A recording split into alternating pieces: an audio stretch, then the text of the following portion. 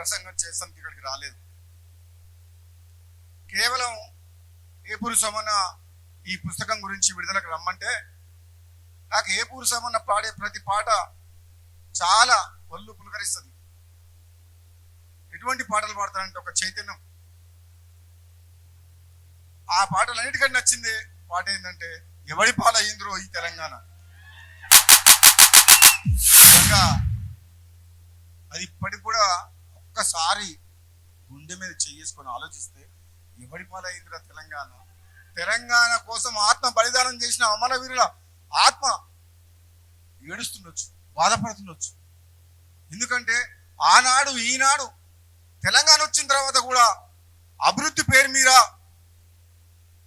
లక్షల కోట్ల అప్పులు చేసి మళ్ళీ అదే ఆంధ్ర కాంట్రాక్టర్లు దోసుకుంటారు ఈ తెలంగాణని. ఎవడి పాలైందిరా తెలంగాణ. తెలంగాణ వచ్చిన తర్వాత ఎవరు బాగుపడ్డారంటే నిజంగా తెలంగాణలో ఉన్న పేద ప్రజలకు న్యాయం జరగలేదు. అందుకనే ఆ పాట వింటందుకే ఇక్కడికి వచ్చిన. ఆ పాట అంటే నాకు ఇష్టం. ఎవరి కోసం తెలంగాణ వచ్చింది, ఎవరి కోసం మనం ఉద్యమం చేసిండ్రు. ఆనాడు కళాకారులు లేందే ఈ తెలంగాణ కళ సాకారం అయిందా? ఈ తెలంగాణ ప్రజల్ని దేవుడిచ్చిన గొంతుతో వాళ్ళ పాటలతో ఆటలాడి ప్రజల్ని చైతన్యవంతులను చేసి ఈ తెలంగాణ సాధనలో కీలక పాత్ర పోషించింది కళాకారులు కాదా? అటువంటి కళాకారులే మన కళ్ళ ముందు ఉన్న ఏపూరు సోమన్నే అడుగుతున్నాడు ఎవరి పాలైంది తెలంగాణ అని చెప్పేసి. నిజమైన ఉద్యమకారులు ఇప్పుడు ఎవరైనా తెలంగాణ ఉద్యమ ఫలితాలు తెలంగాణ వచ్చిన తర్వాత బాగుపడ్డారా? లేదు, న్యాయం జరగలేదు. తెలంగాణకు ఉద్యమానికి సంబంధం లేనోళ్ళు, కాంగ్రెస్ పార్టీకి సంబంధం లేనోళ్ళు ఆంధ్ర పాలకుల మోకాల చేతులు దాకి నీళ్ళు దాకేటోళ్ళే మళ్ళీ తెలంగాణలో ఉన్నారు.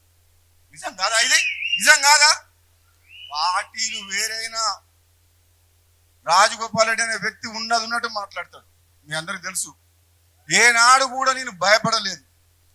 ఆనాడు కేసీఆర్ ప్రభుత్వం కూడా ప్రశ్నించే గొంతు లేకుండా ప్రజాస్వామ్యాన్ని కూలి చేసే విధంగా ప్రతిపక్షం లేకుండా చేస్తే 2018లో ఒక శాసనసభ్యులుగా నేను రాజీనామా చేస్తే నన్ను ఓడగొట్టాలంటే మొత్తం ప్రభుత్వం 100 మంది ఎమ్మెల్యేలు మునుగోడుకు వచ్చింది. అది నా రక్తం.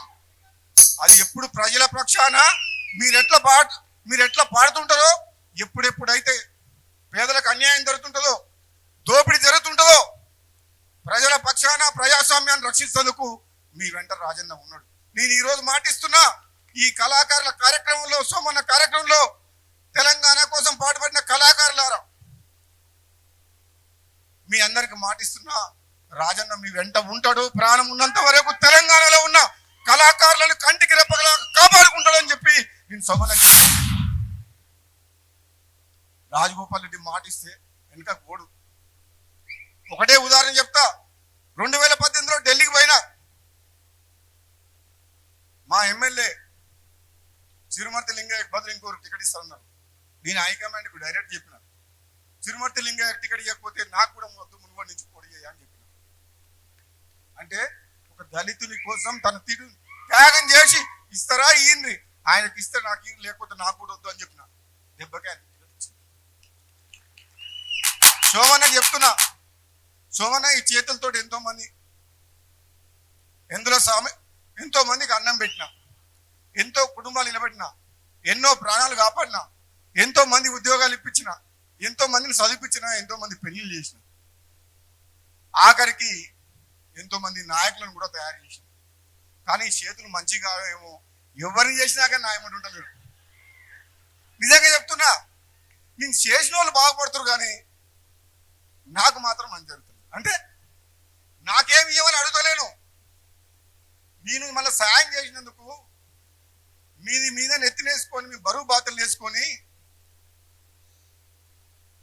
బహుజనుల పక్షాన బహుజనుల నాయకత్వాన్ని కాపాడుతందుకు వాళ్ళని ప్రోత్సహించి అన్ని రకాలుగా అండదండలని గెలిపించినందుకు కృతజ్ఞత ఉంటే చాలు అని అంటున్నా. నాకేం అవసరం లేదు అంటున్నా. మళ్ళీ నాకు తిరిగి ఇవ్వాల్సిన అవసరం లేదు. నేను ఎప్పుడు కూడా దేవుణ్ణి ఇట్లా నా చెయ్యి ఇట్లుండాలని కోరుకోలే.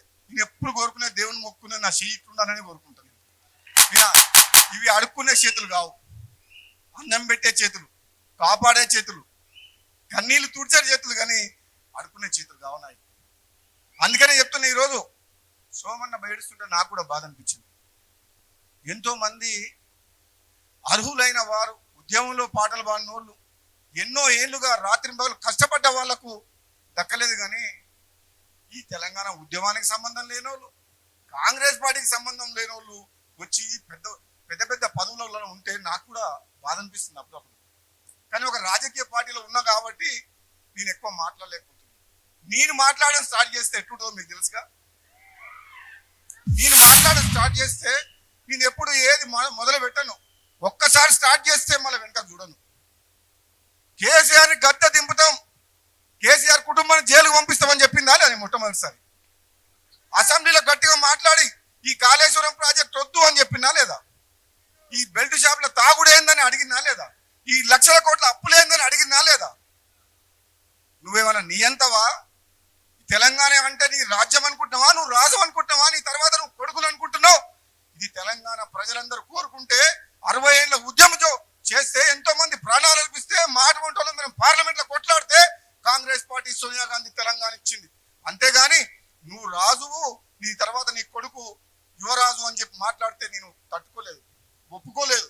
అందుకనే నేను పోరాటం చేసిన. నా మునుగోడు దెబ్బకే ఇప్పుడు పోయి పాముద్ర అనుకున్నాను కాదా? అది గెలుప. 100 మంది వస్తే పోలీసులను పెట్టుకొని దొంగతనంగా గెలిచింది. ధైర్యంగా వచ్చేటోడు అయితే అట్లా గెలుస్తాడా? అంతమంది అవసరమా? ఒక ఎమ్మెల్యేని ఒడగొడుతుంది 100 మంది అవసరమా? నేను చెప్తున్నా సోమన్న, నీ వెంట నేనుంటా. నేను అన్ని పదవులు చూసిన, ఎమ్మెల్యే అయినా, ఎంపీ అయినా, ఎమ్మెల్సీ అయినా. నాకు మీలాంటి వాళ్ళని కాపాడాలి, మీలాంటి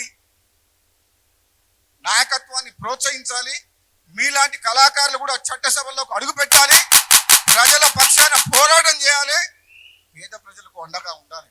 అదే కదా మనం సామాజిక తెలంగాణ కోరుకుంది.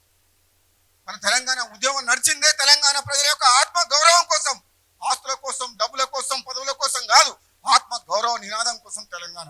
మీరు ఎవరు కాలు మొక్కాల్సిన అవసరం లేదు, ఎవరికి వంగొంగి దండాలు పెట్టాల్సిన అవసరం లేదు, గులాంగిరి చేయాల్సిన అవసరం లేదు. మీ హక్కు. మీరు కళాకారులుగా చట్టసభల్లో అడుగు పెట్టాల్సిన అవసరం ఉంది, తప్పకుండా రావాలి. నేను చెప్తున్నా, రాబోయే రోజుల్లో ఏదో ఒక నియోజకవర్గం నుంచి